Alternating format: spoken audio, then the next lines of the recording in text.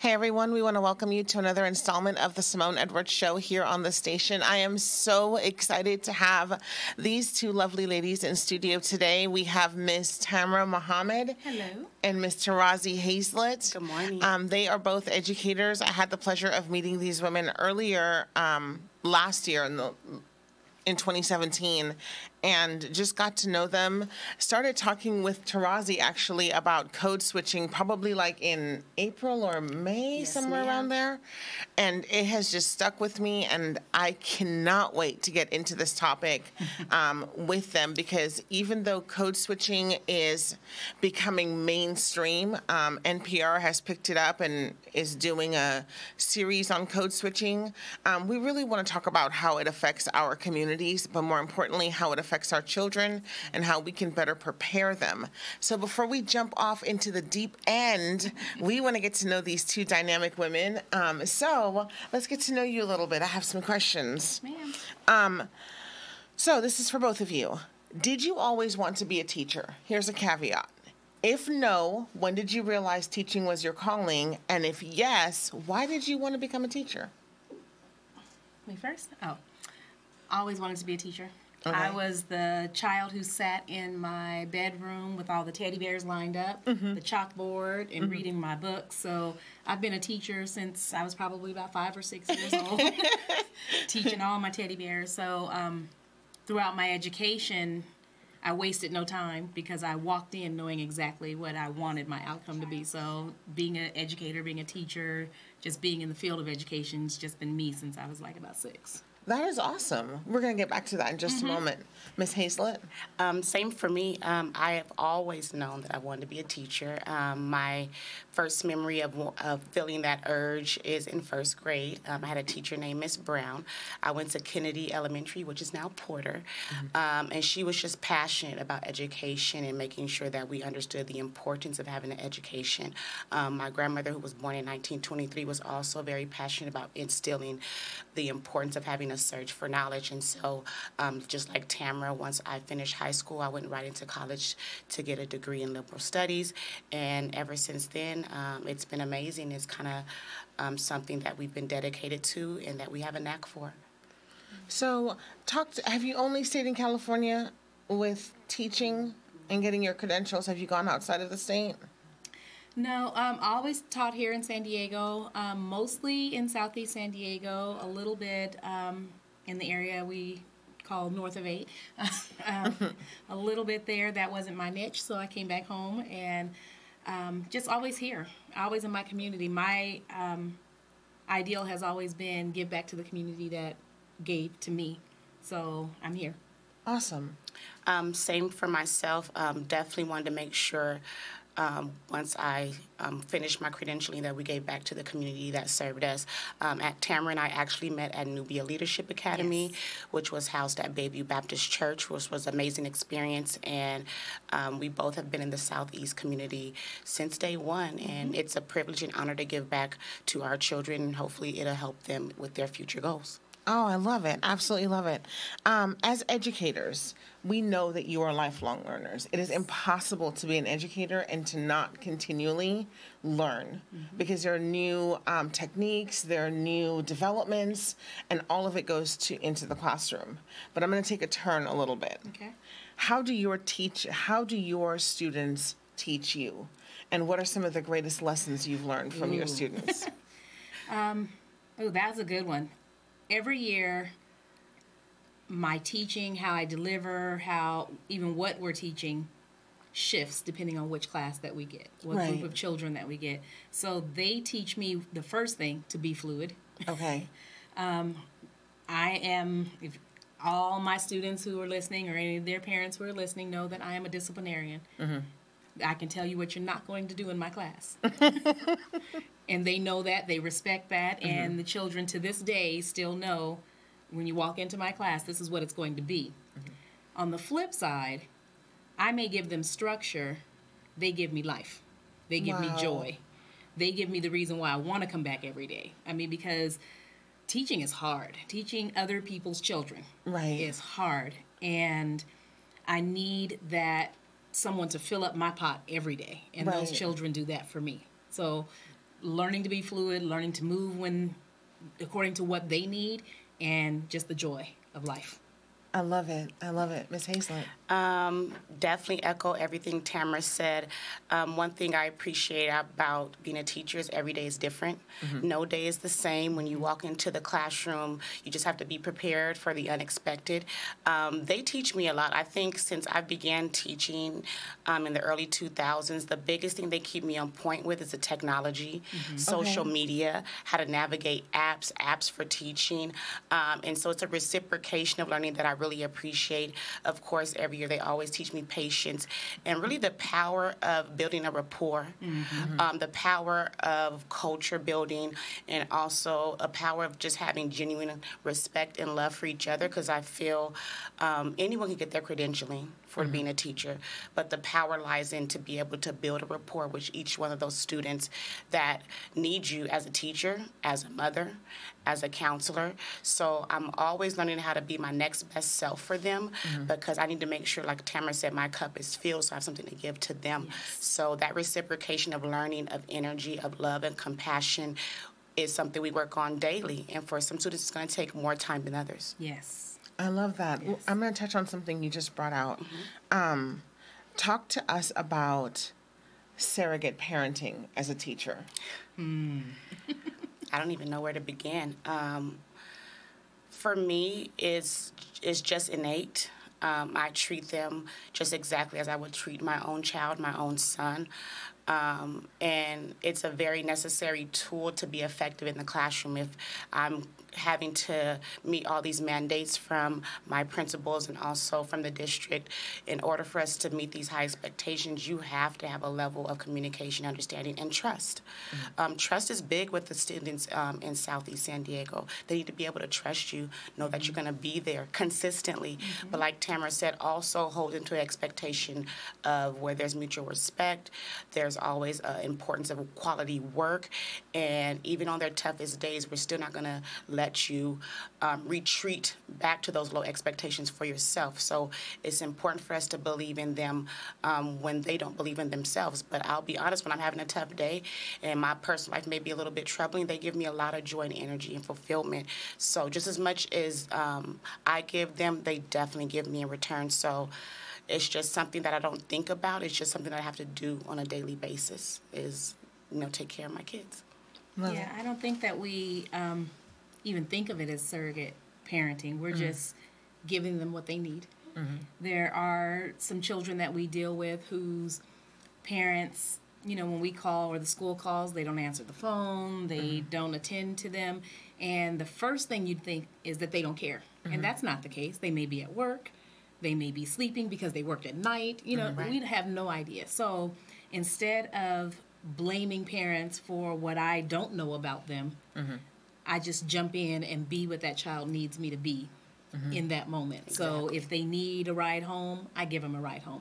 A lot of teachers don't want to do that. I don't want the kid in my car.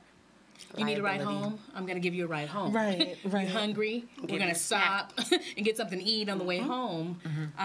We've had children a couple years ago at our school who were homeless. We pulled some money together, got food box, got money, did everything. We found out they were living in their car. We did whatever we can do to help that child, but help their family. So it's not even just surrogate parenting, it's being the village. Yeah. Right. We're stepping in and we're being the village. Definitely. And doing our part in the village. So, you guys are taking me off topic a little bit, and it's good. I'm going to flow with it. I am. I love this. Have we lost the ability to be a village, and how can we get it back? I'm not sure that it's lost. I think some people just don't know what that is. And once their awakening happens and once they experience what that is, then that aha moment happens. We grew up, way back in the day where you got in trouble at school. Well, the school whooped your butt.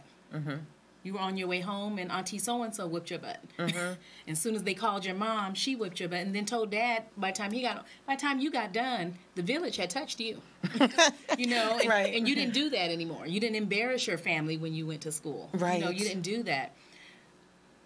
a lot of media, a lot of mainstream has told parents, you can't discipline your children. Right. They've told children you have rights. And I'm okay with them having rights. They just need to know which ones are valid in my domain and which ones are not. Rights, exactly which rights you have. We can get back to that if we interact more. We've created silos for our families and Agreed. silos for our communities. Everybody's out for whatever they want to get for themselves. And with that being said, we're forgetting what the collective is all about. And we need to get back to the collective. And we can. I love it. Just got to do it more. I love it. I definitely agree with everything Tamara said. I don't think it's lost. The thing that keeps coming into my mind is not a competition, it's a cooperation. Yes. And I wish we would all collaborate and cooperate more because there are excellent people in the Southeast community, a lot of resources within the Southeast community that are underutilized, in my opinion. And so I think it's definitely important to get back to being a village, but you also have to look how social media is now a big role in raising most of our children. How TV has changed and how much they have to negotiate at such a young age.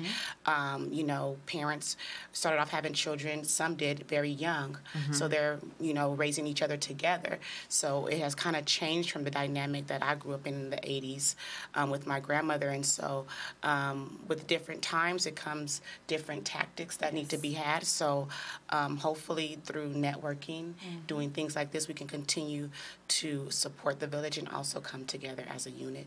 Yes. I love it. Yes. With everything that you do, how do you practice as an educator work-life balance? It's impossible.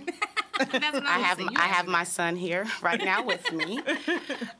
We have a basketball game right after this. It's very difficult. I used to try that for years and years. How do I balance? How do I balance every year? And now I just leave it to God. I do the best I can every day for my students, the best I can for my son. Am I exhausted some days? Definitely. Am I tired some days? Definitely. Do I feel like giving up? Because we take our work home. It's not one of those where you can just clock out at 5 o'clock and be done. We're taking papers home, we're grading, calling parents, but I also have to take care of his homework, cook a meal, wash clothes, and so there is no balance, and I try because I'm a Libra. So I really try to balance hard. But I just, you know, stay prayed up and do the best I can every day. And hopefully in the end, it'll be just enough. Love it. I think I'm just barely getting balanced now. Okay. But Your mine kids are all older. grown. See?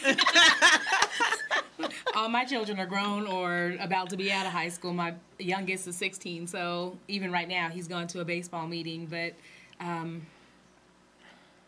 I get a little bit more freedom and I get a chance to go and be in the community a little bit more and do more things and not feel like I'm taking away from the family because they're just not that young anymore. But when they were younger, same thing. Where I went, they went. The school I taught at, they went to. It was easier that way, you know, until they transitioned on to middle school and high school. But we were all together. But they just knew what my obligations were, and their father is an educator, their grandpa's an educator, their grandmother is an educator, so they just knew the life already. And with that being said, they didn't feel slighted when I had to go do school stuff because it was probably at their school. Right. You know, so we just did it together. And that kept my type of balance, I guess. I love it. All right, you guys, we're going to take a break for station identification. When we come back, before we get into code switching, we're going to talk to these two teachers about the latest decision that has come down from the White House regarding teachers carrying guns, what they think about that, how it's impacting our society, and then we're going to jump off into the deep end. Hang tight. We will be back in just a moment. You are listening to the San Diego station of inspiration. 24 hours a day, 7 days a week. KTAV Radio.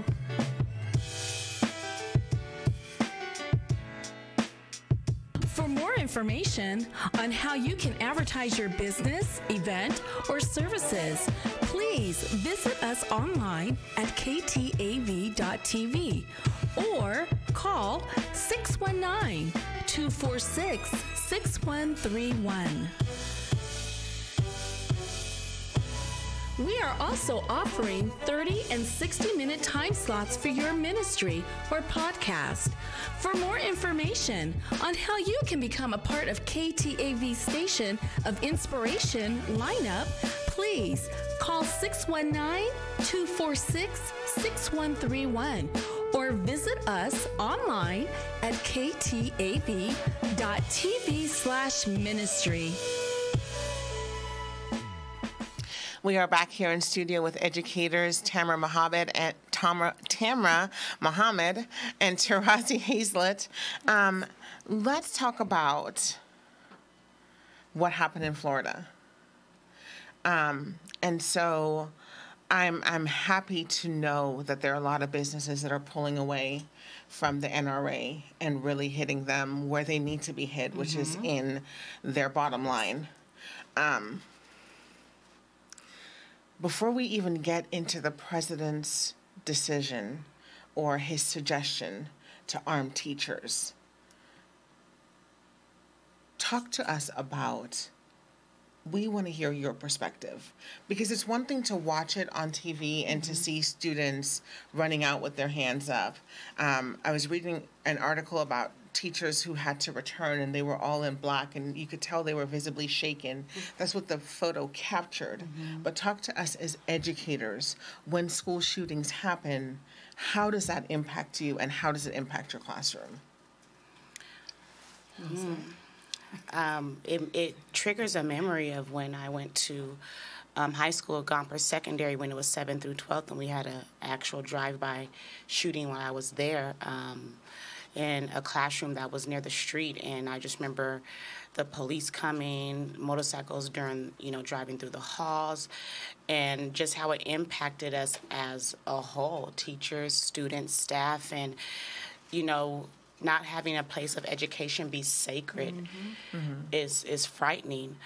For me, I'm sure for a lot of people, and also being an educator in the Southeast community means it can, happen to us definitely at any time. For me, I don't know about you, Tamara, but I try not to think about it when we will go into the workforce and just put forth my best effort, because I feel it would hinder me if I'm always thinking there's a threat out there. But in the same sense, it is important for us to be protected and feel safe at work. I think last week it was a lot of lockdowns in San Diego. Our school, Millennial Tech, had a lockdown. I think Morris had a lockdown as well last week. And so it does hit home. In regards to the president recommending that we also carry firearms, in my opinion, my personal opinion, it doesn't make me feel comfortable with housing a firearm in a classroom with 60 or more students. My job is to educate, to make them feel safe, but I am not adequately trained to use a firearm or to protect my students during an emergency with a firearm. And so for me, that would definitely make me think about my next career choice, because if I need to teach and protect and serve at the same time, now I'm a teacher, counselor, and police officer. All bottled up into one. All bottled up into one. That'll make me sit back and think a little bit, because I feel like they keep increasing the demands on us with minimal support and minimal resources. Right. And so you have to think we have where all our kids got. I think we get an assistant maybe about an hour or two out the day, if that. But most of the weight is bared on our shoulders. And so my fear is you're creating more mandates and expectations with minimal resources. And I got into the business to educate, and I definitely don't want to educate in fear. So I'm looking forward to seeing how this conversation continues. Love it. Ms. Mohammed. The whole situation in Florida made me think, what would I do? If it came to our doors, what would I do? I'm looking at just our particular campus and many other campuses in San Diego, but the one I'm on every day, I'm not sure how safe it is. I love my school. I love who I work with. I love the children, but the building, the infrastructure, I'm not sure how safe we are. We lock our doors, unlock and lock them from the outside. So if I unlocked my door for the day so that I'm not having to get up every single time somebody knocks on the door, that's a hazard if it's a lockdown, because that means I have to go outside to lock it again to keep the person from coming in, which puts me at harm for doing that. So, there's certain things I feel that our district, and not just ours, because I'm sure it's across the board in the United States, Definitely. that need to think on the defensive, unfortunately, in the time that we're in, and start retrofitting some of these schools on a more offense/defensive way. Be offensive with it, so that you're not coming back later trying to clean it up. But get doors that are different. Get not armed security per se, because that didn't work in Florida. He went the other way. Not armed security, but a presence. And it doesn't even have to be security. Even if the community walked the campus, parents walked the campus, and just had the presence, I think people would be less likely to come there if they know somebody's always on guard. Right. And not even in a threatening way. So that made me think of, how do we fix it in my place? Because I'm there every day. Right. The other part is, with talking about the lockdowns, we weren't even on campus when our school had a lockdown. And we're getting text, emails, everything. And the presenter at the professional development we were at immediately knew something was wrong, because we tuned him out, and all of a sudden we went in parent mode, teacher mode, security mode, and I'm texting my substitute, texting other teachers, make sure my kids are safe, what's going on, I'm not there, because we felt it like that. And then, 2 days later, when Morris had a lockdown, my son was on campus. He doesn't go to Morris, but he plays baseball for them. And even more scary, they were on the baseball field. And it was reported that maybe someone was on campus with a gun. Well, Wow. You're out in the open. Where do they hide? Right. So all that stuff started coming into focus for me, because I'm like, what do we do? And then as a district, I have never been trained in active shooter, response or anything like that. Wow. Ever. In my 19 years of teaching, I've never had that type of training. And I think a lot of it is because we hope we don't ever have to have that type of training. But in the day and age we're in right now, I'd rather be safe than sorry. Right. At least let me feel like I know the 1, 2s, and 3s to do to help save me and save my children. Even having a survival kit in the class, I think, is necessary. Right. They did give us, what was it? It's a little bucket toilet thing. So if we do have a lockdown, the children can't go out, so I have to have a way for them to use the restroom in the classroom per se, if they had to go and they lock those doors and say we can't go out. But the other part is, we don't teach the children that you're supposed to be quiet at no cost. We don't have food in the room just in case we're there for hours. Wow. So I think there needs to be a crisis response team in our district to start looking at that kind of stuff, with police involved, community involved, even some kids involved, because they may think of some things that we don't even think about in this situation. It was scary, but I look at it now, the children took it in stride. Mm-hmm. That scares me. Right. They didn't feel the fear that we felt. Right. They, I can probably name 1 or 2 who had the anxiety, but as the masses, to them this was regular, and that scares me. This is regular for them. Right. And they're growing up, they've seen more school shootings than we've seen in our lifetime. Lifetime, Right. exactly. When Florida happened, the statistic came out that we were 45 days into the new year, and we had already had, what was like it? 18 or something? Mm-hmm. Yeah. Definitely. And so it's unfortunately for us, I think we look at it like, oh my God, again? Mm-hmm. And so, the cycle has been interrupted because of the students in Florida. And I believe the ripple effect is going to be, we need to start having productive conversations. Mm-hmm. And my hope is that someone listening to this broadcast will be like, okay, we need to take this to the school district, because why aren't the teachers in San Diego trained for this?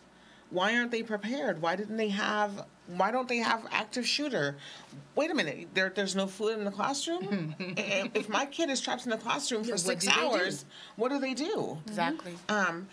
I want to hear your thoughts on the president. Before we move on, I want to hear your thoughts on arming teachers. Yeah, don't give me a gun.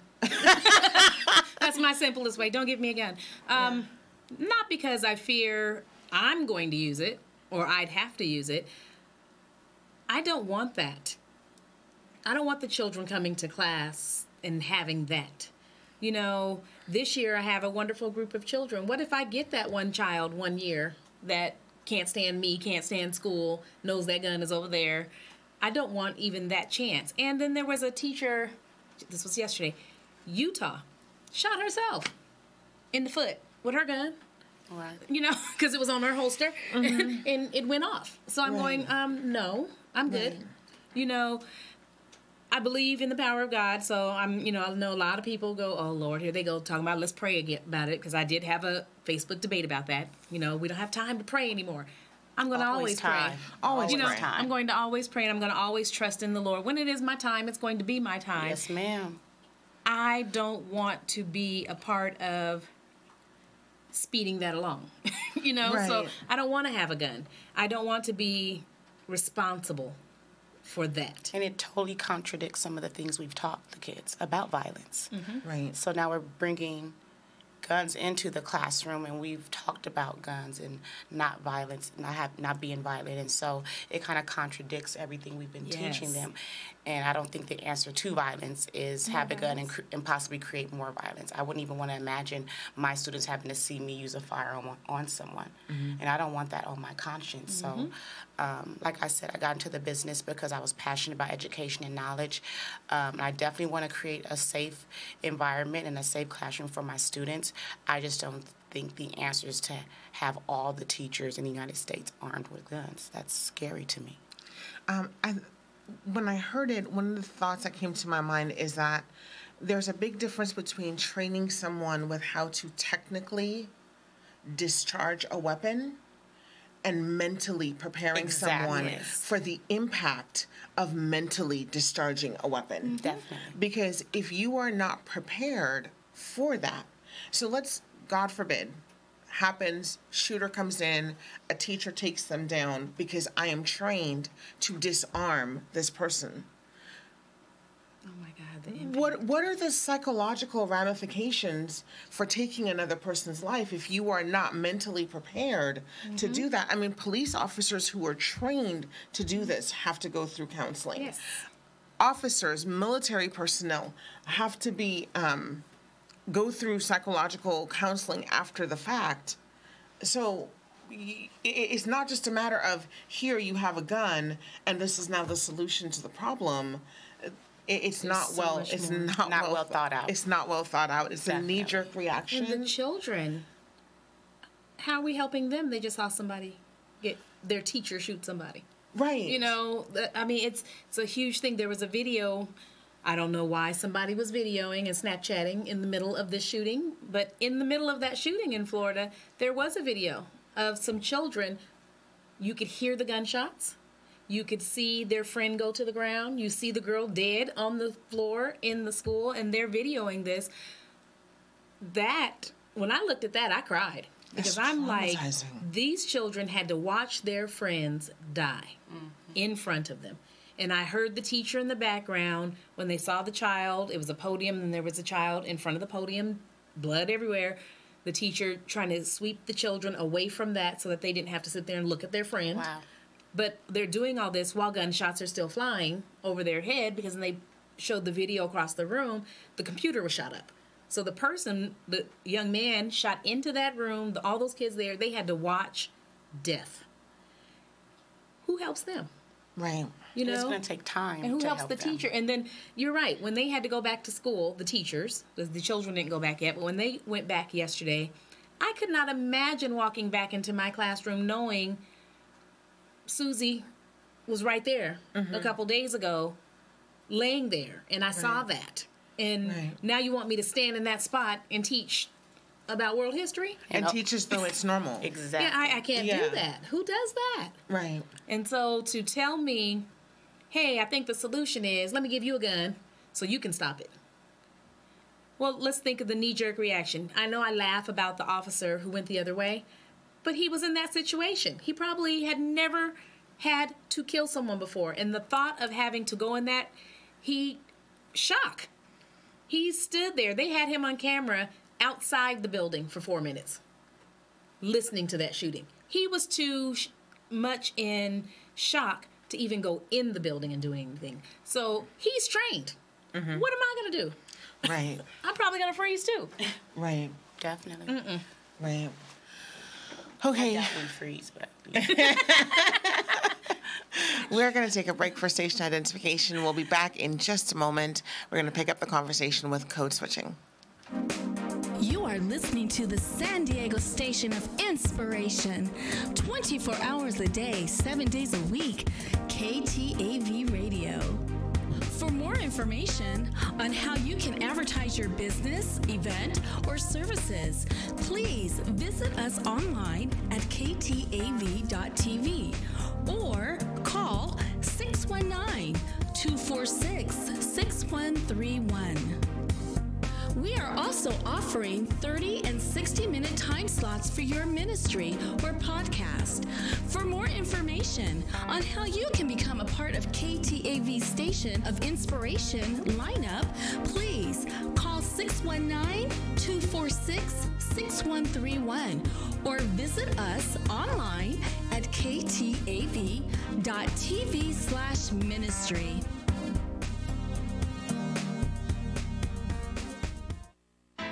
You are listening to the San Diego station of inspiration. 24 hours a day, 7 days a week.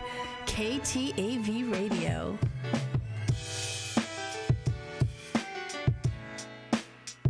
For more information on how you can advertise your business, event, or services, please visit us online at ktav.tv or call 619-246-6131. We are also offering 30 and 60-minute time slots for your ministry or podcast. For more information on how you can become a part of KTAV Station of Inspiration lineup, please call 619-246-6131 or visit us online at ktav.tv/ministry. All right, we are back here in studio with Ms. Hazlett and Ms. Muhammad, and we are going to actually jump off into the deep end. We're going to talk about code switching. So what is it?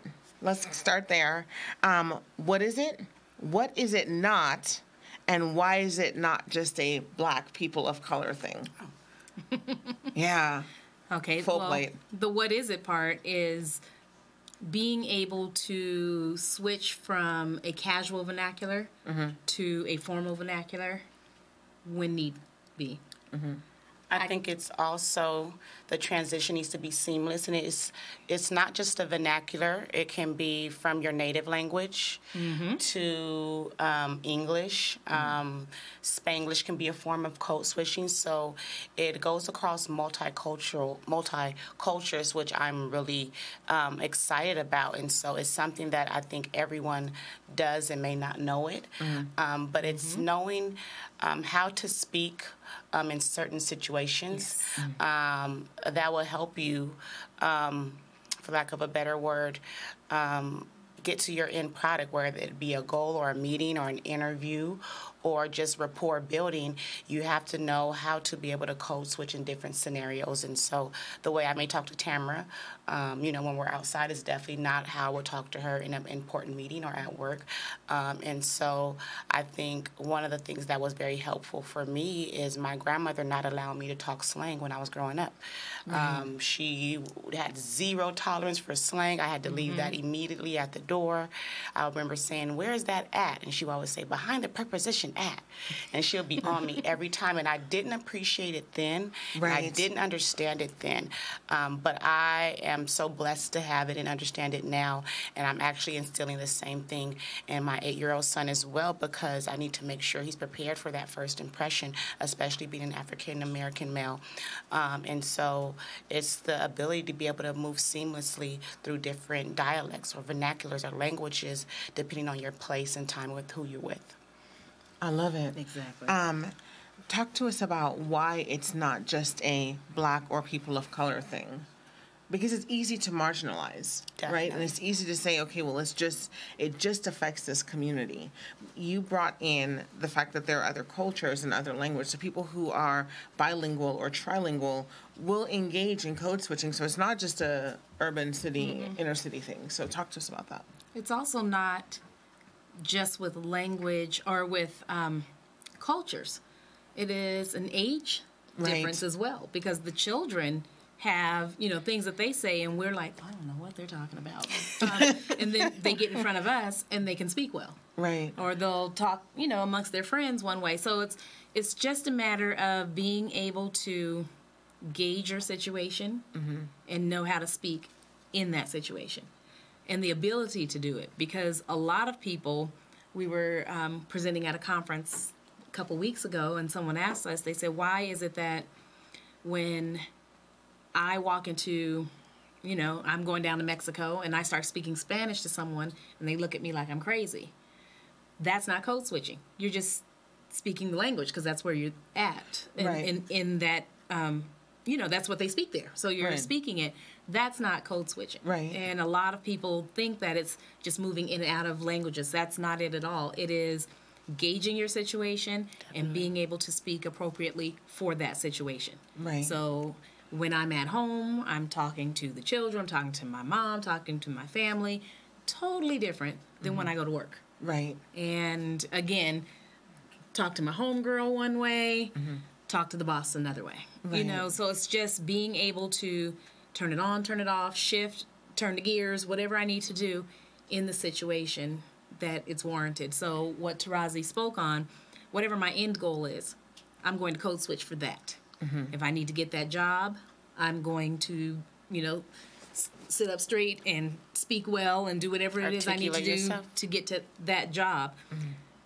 If I want to have that guy over there catch my eye or let me catch his, my conversation's totally different when I'm talking to him. So it's like, what do you do? How do you do it? Because it's not even, I just thought about this as I'm talking, it's not even just your verbal language. Also your body language. It's your body language. It's just the idea of that language. I'm not going to stroll into the boss's office, any old kind of way. I'm not doing that. Right. I'm walking in and I'm, yes, sir. So I want to pause you right there, and I want the two of you to talk to the keeping it real folks, right? But the people who say, well, when you engage in code switching, you're not keeping it real. When you talk, and I'll use this term, especially for people of color, when you talk white, you're not keeping it real, and you're not, talk to the keeping it real folks and help them to perhaps see a different perspective, not just for themselves, but also for how it impacts their future generation and how it will impact their children. Well, I always keep it real. I'm going to represent. I was born and raised in Logan Heights, 30th and Ocean View. I love my community. I love my neighborhood. And it's a big part of who I am today. So keeping it real is just a part of me. I think keeping it real is also being prepared for what's real out in the field, so to speak. Right. So if I'm not able to code switch or not able to talk white, I feel that's not preparing myself to be competitive. Right. In the world of today, because when there's an interview, I'm sure there's a lot of teachers who are not of color, because there's only so many of us when we go to trainings. And so I need to be better than that person that stepped in front of me and make sure I'm able to present my next best self and saying, hey, what's up? How you doing, sir? To my interviewer is not going to get me there. Right. So I need to be able to represent myself well, articulate myself well, and make sure they see the potential that I have. Now, when I walk out that interview and call my mom and say, hey, mom, hey, girl, I think I got it, I can do that too. But I think it's an important type of versatility that we all need to have. And so if I'm keeping it real, part of keeping it real is being prepared. I love it. Ms. Muhammad? I guess you have to figure out what real is to each person. Right. Definitely. Because if real is I have to talk slang all the time, if real is I have to not have proper English all the time, yeah, I'd like to see what those real people are doing with their lives. Some of them are, You know, I'm power to the people and all that. I have that power too. Definitely. But my power is going to translate a little bit differently because I can move in with the movers and shakers. Right. And those keeping it real people are also the ones who say, well, you shouldn't be begging the white man for the job and you shouldn't be doing this. And I'm going, that same person, the man, that I'm not supposed to be begging for a job and all of that is the same person who supports your business, is the same person you're paying taxes to. When you're walking down to City Hall to pay those taxes, you're not walking and talking about what's up. You know, so even the keeping it real people have to realize it's real in the situation that you're in. Right. You know, I want to be real when I'm interviewing. I want to be real when I'm going for a donor for the organization that we have. I'm going to be real for the situation I need to be real for. I want to be real if I'm walking, you know, along the street and I see the homies that I've been knowing all my life and they still sitting on the green box. I might sit with you for a minute and I can have a conversation with you. And chunk up the deuces. But I'm going to keep it moving when it's time to go. You know, so it's like, it is whatever they define real as. And if they're keeping it real means I can't speak well, then I guess I just won't be real to them. And I'll keep it pushing. Right. I love it. Talk to us about how code switching, and now I want to focus primarily on the young people. I don't really want to focus on the adults because I believe at a certain point as an adult, you have made your choice and you have made your decision, right? But what I do want to talk about is how does it impact the young people? How does it impact the students that you see in the classroom? So talk to us about how code switching can help and the ways in which it can harm in the classroom, in the community, in the home, and psychologically. We created a program at our school for young gentlemen, male empowerment program called Empower Me. And one of our biggest things was teaching them how to advocate for themselves. So teaching them how to speak up for themselves with teachers, with other adults, because oftentimes they're taught they're not supposed to say anything. Right. You know, what does it? Speak only when spoken to. Right. You know, however that goes. But they weren't speaking up. Or when they finally did decide to speak up, they were cursing somebody out. Right. Or it's done disrespectfully. Or it's disrespectfully. So we were teaching them, we understand what you need to say, and we understand the validity of what has to be said to that teacher. Let me teach you how to say it. You know, tell me what you're thinking, and let me teach you how to say it so that they'll hear you. And that's the thing. They need to know how to speak so people can hear them. So they're not getting caught in a cycle where, you know, they always say, nobody's listening to me. Well, you're not speaking to where they can hear you. You're speaking your language, which is fine with your friends. Right. But it's not fine trying to convince a teacher, hey, can I turn in this assignment a little late because I forgot to do it or whatever. Right. Speak how they need to hear you. Okay. But I think it's a process that takes time. So it takes multiple conversations. It goes from, hey, I need a pencil, I need a piece of paper, to may I please have. And so a big part of my classroom is instilling in them manners and mutual respect. And I feel like it's not taught in the household as much. I don't see it as much in the same way they talk to me. They talk to their parents, or at times I see that they have more respect for me than their parents, which is surprising.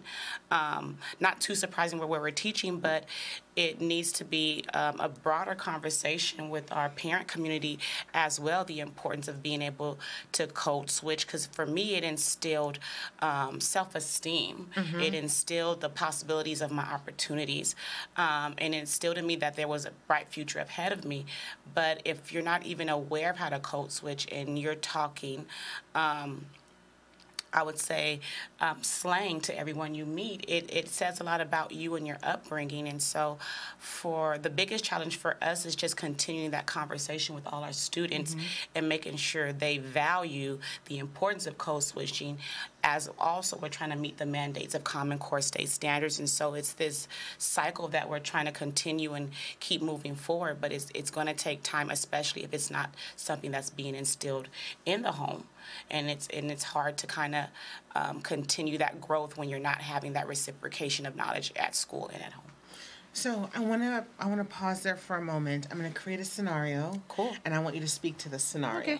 Love it. So and I'm going to create an extreme and negative scenario. Okay. So we have a situation where there is a child who has interacted with the both of you, and you are teaching them manners. You're teaching them how to say things so that they can be heard.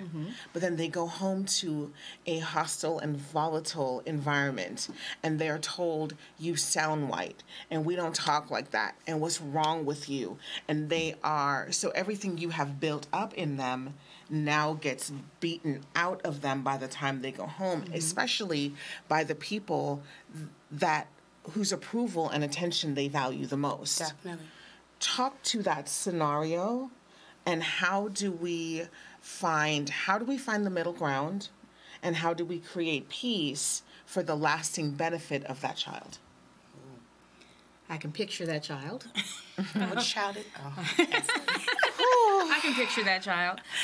There is a young gentleman in our group who has a household similar to what you just described. And see, she knows it is. And I've had other educators come to me and go, I don't know why you spend so much time on him. And it's because I know what that home is like. And it is similar to what you said. It's a constant battle with him.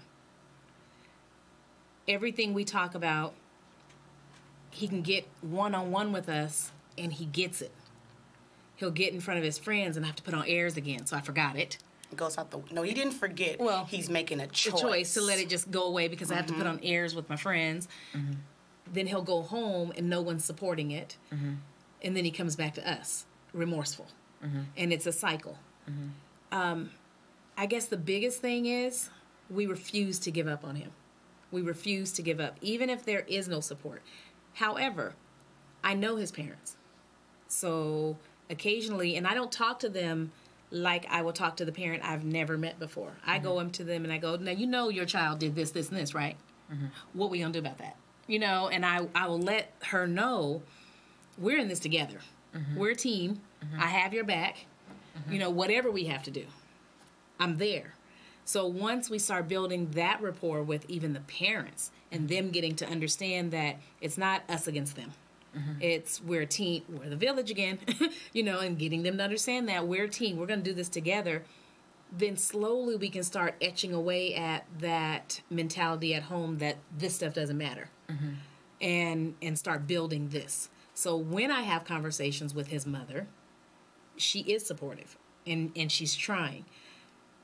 I think I probably should have more conversations more consistently with her. We don't speak on a weekly basis, and that might be something I need to try. Just call her on a weekly basis. How are you doing? Whatever it takes, by any means, Brother Malcolm, you know, by any means, whatever it takes, because these children are going to be the ones that are taking care of us later. Right. And if they're always beaten down and told that what they're doing isn't right, even when it is right, you know, how are they going to be as an adult?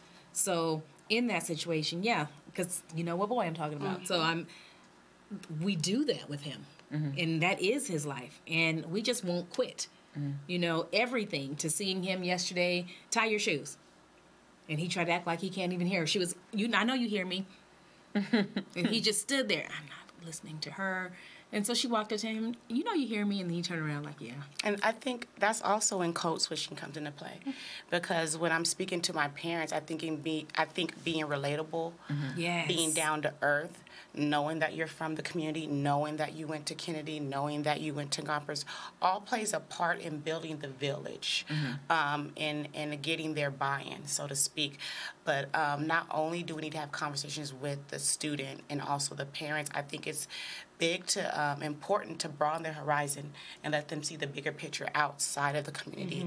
And we've done that. And we've done that, taking them to USD and seeing our RISE graduation was really big for them. Taking them to the Black Panther movie Tamara did this weekend is important, but letting them see the bigger picture, I think, is very valuable, especially for students of color. And so I think it's several components to kind of making sure we still build them up, because I hate to say it, when you walk into society, it's not too many people cheering for you when you walk out there either.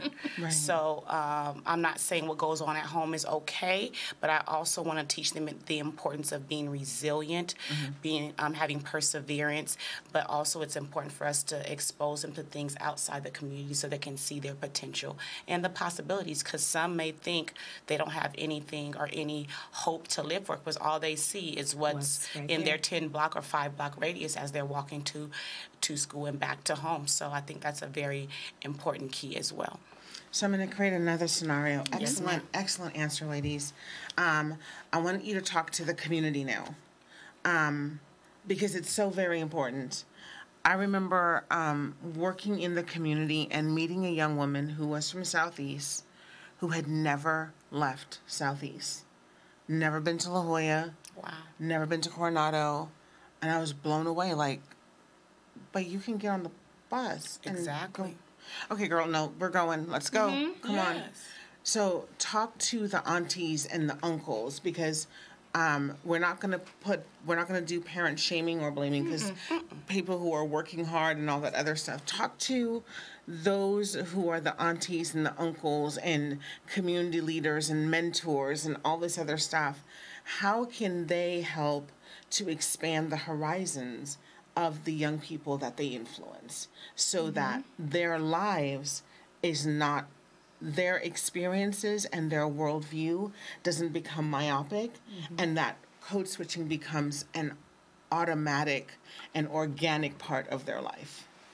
I want to attribute my ability to get out there and weave in and out of these different communities, if you will, to my village at Lincoln High School when I was attending there. The principal, I called myself her lunch buddy. My senior year, I only had one class that I needed. The rest of my day was free. So we would be at lunch in La Jolla, different philanthropic venues where she needed students to be there, because these people are giving money to the school, but she needed people who can present themselves. So she taught me how to present myself. And so I'm at these luncheons. She taught me what things I should wear, because, again, as a teenager, what I thought I should wear and I looked good in. So the principal taught me, no, we're going to the luncheon. So, you wear these kinds of things. Someone was there to teach me. So, yes, with the aunties, the uncles, everybody. I had an aunt. I know my way around San Diego because she didn't have a car. And I went everywhere with her. That's my Aunt Stephanie. Look, shout out to Aunt Stephanie. That was my Aunt Stephanie. She didn't have a car. So that meant we got on the bus to go everywhere. So today, people ask me how I know my way around the city and why I know the back streets and everything. We went on the bus everywhere. And she took me to places. And we did things. We did things. So the aunties, the uncles, everybody, it's their job, if mom and dad can't do it, to pick up the torch. Take the children somewhere, anywhere. I won tickets to Harlem Globetrotters. I gave those to my kids. You go do that. I've done that already. You go take your little ones who have never seen these guys before. Go do something new. Go someplace else. I would take my children and, would expose my mom and everybody hiking. The reason why I knew hiking up in Julian and up in Descanso was because somebody, when I was little, signed me up for summer camp out there. So as a little kid, 8 years old, 9 years old, I'm out there learning because somebody allowed me to get out of Southeast San Diego and go be in the mountains for a week. So now, as an adult, I don't even know if that camp still exists, but as an adult, I'm passing it on to my children. They can pass it on to their children.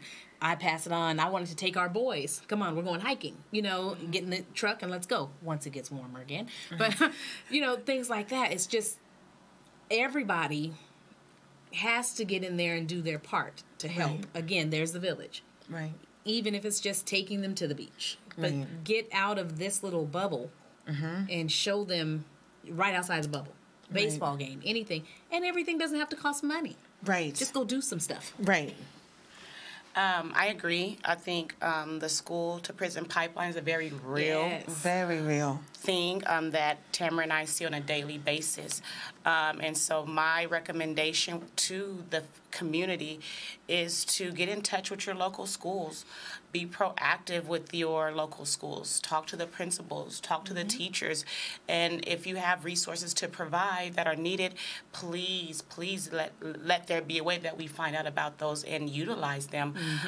Because like we've been saying, it's a village, and we're going to need their support and their help to make sure that we can raise them the best we can. And so I would say, if you have resources, even if it's just knowledge or information or time, and you want to give back and teach the young men better than you did, or you have a story, a testimony, feel free to reach out and get in touch with us, because we're always looking to have support and help and mentors. And unfortunately, they're very hard to find, and they're also very hard to keep.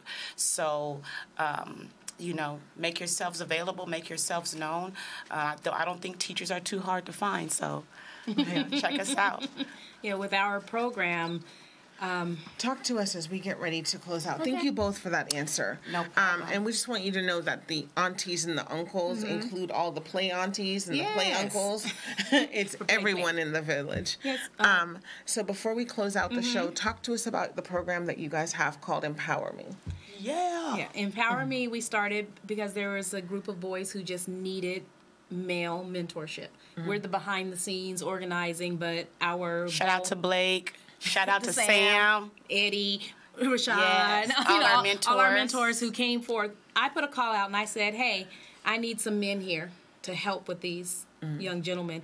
And we got men who came out, and a few of them have, gotten jobs and other things, and they just can't be there. And then we have some who are consistent. And with that, they come in, give their time, give their money.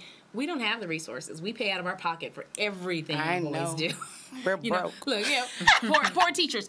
But we pay out of our pocket for everything that they do. We actually just formed a partnership with Paving Great Futures, who are going to come in and help our boys. They started a program called Empire, shout out to Empire, at Bell Middle School. And with our relationship building, I asked them, come and help us out. But it's just a matter of the resources, the people, the time to help these boys. And right now we're focusing on the boys because of the prison, school-to-prison pipeline, because it's usually the boys who get caught up in that. Boys of color. Boys of color. We're at Millennial Tech Middle School by Gompers Park, if you're looking for Tamara and I. And it's not just African-American gentlemen. I want to put that out there, too. Of color. Hispanic. Asian. Yeah, any form of Asian. Filipino, Cambodian, Vietnamese. We have all of it at our school. So we try to service those boys in need who just need a man to teach them how to be a man. To decrease their rate of suspension and expulsion, because once they're misbehaving in the classroom, sometimes their behaviors are misinterpreted, and the easiest thing is to do is to grab a referral and get them out of the classroom. But that's the place that they need to be the most, because their grades are probably behind as well. So we will love any support, any assistance, whether it's monetary or just your presence. Tamara and I would love to get support with Empower Me, which is a male empowerment group for students of color to decrease their process or prevent them actually to being a part of the school to prison pipeline. That's a very, very real thing and prevalent in our society, unfortunately. So Millennial Tech, shout out. Shout out MTN. So how can we get in contact with you? So if someone is listening, and I'm hoping that for those who are listening and those who will listen in the hours and the days to come that want to get involved and have extra time, how can they get in contact with you? Well, I know part of your program you guys tagged social media, but for email purposes, tmuhammad@sandy, SANDI.net. You can reach me there. I'm T. Hazlett, THAYSLETT, @Sandy, SANDI.net as well. Just Tarazi Hazlett, Google us. Just reach out, because It's just the connections. Once we make the connections, we will figure out a way that people can help. Excellent. And so I'm going to do you guys one better. I have both of your pictures with your school email address. Yes. And so that's going to be posted on our show page if you would like to reach out and Code switching. That's a code switch right there. You see? Right, that goes. Like, Professional. You see what we did? We just kind of weaved it. In and out, We in did and bob out. and weave. Right, so if you would like to contact them, please do. If you know of someone who, especially a male of color, who wants to come down and mentor and has the time, and I'm speaking to those who are retired, I'm speaking to those who have extra time, you are looking for something to do, this is your something to do. Yes. Get connected and help our next generation, help them to really stand on our shoulders. We talk about it a lot. Let's get about doing it. Ex-gang So- members, Yeah. people that's just been recently out of jail. All those stories and testimonies we welcome. Just come and be yourself, and as long as your heart is in the right place, we look forward to collaborating with you to help our students that are our future leaders. Excellent. We thank you so much for your time. Thank you for listening. Have a wonderful rest of your Saturday, and we will see you next week here on the Simone Edwards Show. Bye. You are listening to the San Diego station of inspiration. 24 hours a day, 7 days a week. KTAV Radio.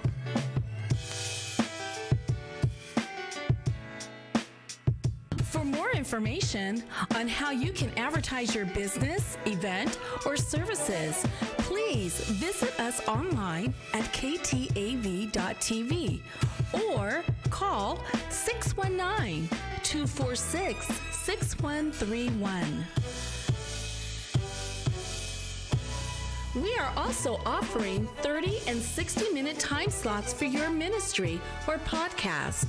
For more information on how you can become a part of KTAV Station of Inspiration lineup, please call 619-246-6131 or visit us online at ktav.tv/ministry.